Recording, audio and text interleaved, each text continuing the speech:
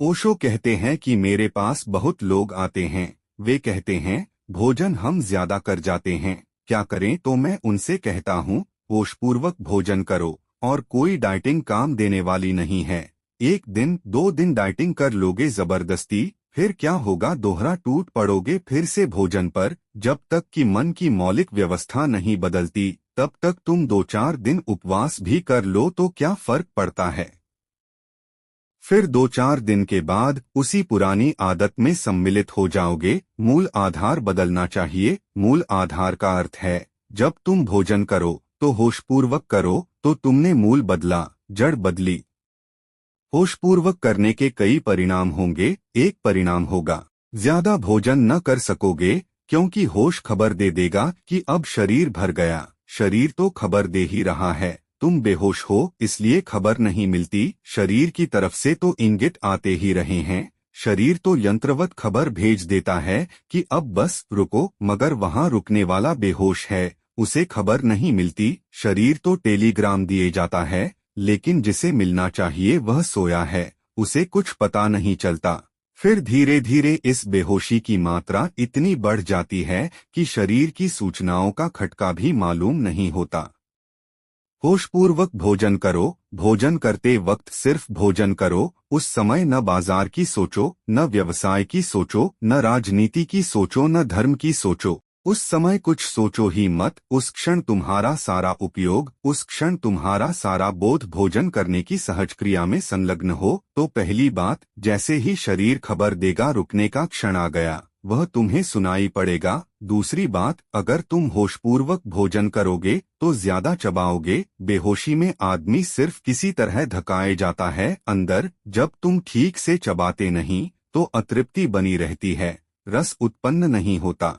शरीर में भोजन तो भर जाता है लेकिन प्राण नहीं भरते। शरीर में भोजन तो पड़ जाता है लेकिन यह भोजन पचेगा नहीं, यह मांसमझ जा न बनेगा। इसलिए शरीर की जरूरत भी पड़ी रह गई। भोजन भी जरूरत से ज्यादा भर दिया और शरीर की जरूरत भी पूरी न हुई, तो तुम दो अर्थों में चुके। अगर होशपूर्वक भोजन करोगे, इसलिए समस्त धर्मशास्त्र कहते हैं भोजन करते समय बोलो मत, बात मत करो, क्योंकि बात तुम्हें हटाएगी, चुकाएगी। भोजन करते समय सिर्फ भोजन करो। भोजन करते वक्त भोजन को ही ब्रह्मा समझो।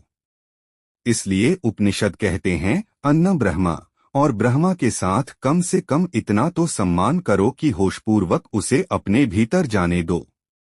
इसलिए सारे धर्म कहते हैं भोजन के पहले प्रार्थना करो, प्रभु को स्मरण करो, स्नान करो, ध्यान करो, फिर भोजन में जाओ, ताकि तुम जागे हुए रहो। जागे रहे तो जरूरत से ज्यादा खा न सकोगे। जागे रहे तो जो खाओगे वह तृप्त करेगा। जागे रहे तो जो खाओगे वह चबाया जाएगा, पचेगा, रक्त मांस मज्जा बनेगा। शरीर की जरूरत पूरी होगी, और भोजन शरीर की जरूरत है, मन की जरूरत नहीं।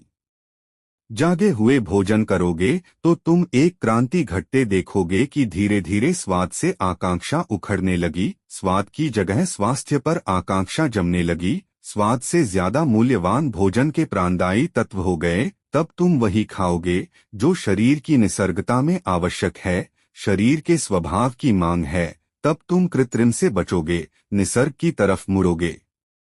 महावीर कहते हैं इस उपयोग की क्रिया को हर क्रिया से जोड़ देना है। स्नान करो तो उपयोग पूर्वक, सुनो तो उपयोग पूर्वक। जैसे मुझे तुम सुन रहे अभी, एक ही समयक ढंग है सुनने का। असमयक ढंग तो बहुत हैं, समयक ढंग एक ही है, और वह है कि जब तुम सुन रहे हो तो सिर्फ सुनो, सोचो मत। जब तुम सुन रहे तो सिर्फ कान ही हो जाओ, तुम्हारा सारा शरीर ग्राहक हो जाए। सोच लेना पीछे। दो क्रियाएं एक साथ न करो। अभी एक क्रिया में ही होश नहीं सधता तो दो में कैसे सधेगा? एक में साध लो तो फिर दो में भी सध सकता है, फिर तीन में भी सध सकता है, फिर और भी जटिल आधार उपयोग के लिए दिए जा सकते हैं। छोटी छोटी क्रियाओं से शुरू करो। चलना बड़ी छोटी क्रिया है। राह पर चल रहे हैं, कुछ करने जैसा कर भी कहाँ रहे हैं। उस समय इतना ही होश रहे कि चल रहा हूँ।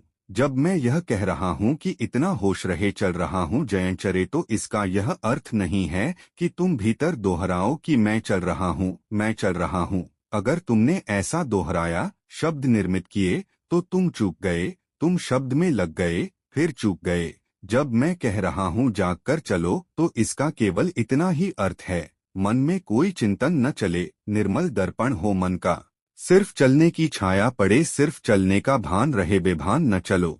कभी रास्ते के किनारे खड़े होकर देखना, लोग कितने बेभान चल रहे हैं, चले जा रहे हैं, जैसे नींद में हो अलसाए तंद्रिल। आंखों में कोई नशा, भीतर कोई मूर्छा, बेहोशी अनेकों को तुम पाओगे कि वे बात करते चल रहे हैं, चाहे साथ कोई भी न हो, उनके ओंठ फड़क रहे हैं, वे कुछ कह रहे हैं। बहुतों को तुम पाओगे, वे हाथ से कुछ इशारे भी कर रहे हैं, किसी अनजाने साथी को सिर हिलाकर हाँ भी भर रहे हैं, सिर हिलाकर ना भी कर रहे हैं, चल नहीं रहे हैं और बहुत कुछ कर रहे हैं। तुम अपने को बार बार पकड़ो, यह चोर पकड़ में आ जाए, यह मूर्छा का चोर तुम्हारी पकड़ में आ जाए और इसकी जगह तुम उपयोग के पहरेदार को अपने जीवन में जगा लो, तो सब हो जाएगा। यह शुरुआत है। गमन क्रिया में तन्मय हो, उसी को प्रमुख महत्व देकर उपयोग पूर्वक चले। हम जब चलते हैं तब हम कुछ और करते हैं, जब हम कुछ और करेंगे तब शायद हम चलने के संबंध में सोचेंगे। हमारा मन बड़ा अस्त व्यस्त है। वीडियो अगर अच्छी लगी तो आप हमारे चैनल को सब्सक्राइब कीजिए और कमेंट में बताना कि ओशो को भगवान की संज्ञा दी जा सकती है या नहीं। वीडियो देखने के लिए आपका बहुत बहुत धन्यवाद।